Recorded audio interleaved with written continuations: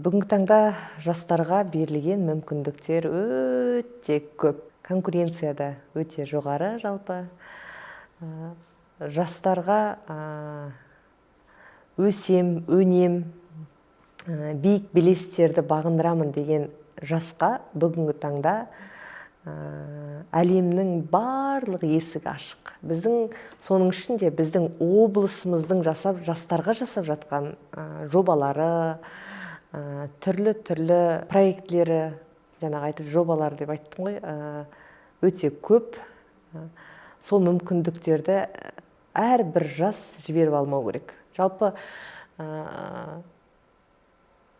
әлем жылдап емес, сағат сайын өзгеріп дамып жатыр.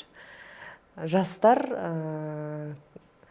қазір сол бір қарқыннан қалып қоймау керек. Барынша оқуға, білімге, кітап оқуға талпынып,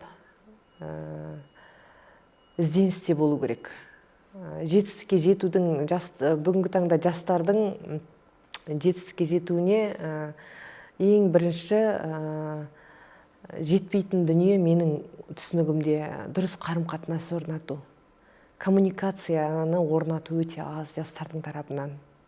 Олар Z ұрпақ деп жатады ғой, өз әлемдерінде өзімен өзі өмір сүріп жатады. Бірақ адам болғаннан кейін адамның байланыс орнатуы, дұрыс байланыс орнатуы, сөйлесе алу, ойын жеткізе алуы өте қазіргі жастарға керек дүние. Сондықтан әлеуметтік желі, онлайн форматтағы кездесулерден гөрі барынша тікелей сұхбаттасуды үйрену, оқыған, тоқыған дүниелерін дұрыс жеткізе алу мүмкіндіктерін дұрыс пайдалана алса екен жастар. Енді қазір кітап оқитын ұлт, тіпті әртүрлі кітапке қатысты, кітап оқуға қатысты қаншама жобалар республика бойынша, облыс бойынша жүзеге асырылып жатыр ғой. Соның барлығын біздің жастар егер саналы түрде қабылдап, сондай дүниелерден қалыс қалмай, өздерін дұрыс қалыптастыра алса, үлкен биік белестерге жете алар еді деп ойлаймын. Жалпы жастардың көбісін еріктілікке, волонтерлікке тарту керек деп ойлаймын. Жалпы жастар қайырымдылық жасаған кезде, жүректеріне мейірім мен махаббат орнаған кезде, халқымыз айтады ғой, батамен ел көгерер, жаңбырмен жер көгерер деп. Бата алып, үлкеннің жылы сөзін естіген жастар өмір бойы сонда бойына құндылықты сіңіріп өсетін болады. Сондықтан бүгінгі биыл еріктілер жылы ғой. Сол еріктілер жылында жастарды ерікті болуға, жақсы істің қасынан табылуға шақырам. Себебі сонда еріктілікте жүрген жастардың бойында басқа бір ерекше дүниелерді көрем. Қайырымдылық жасау, игілікті егіс.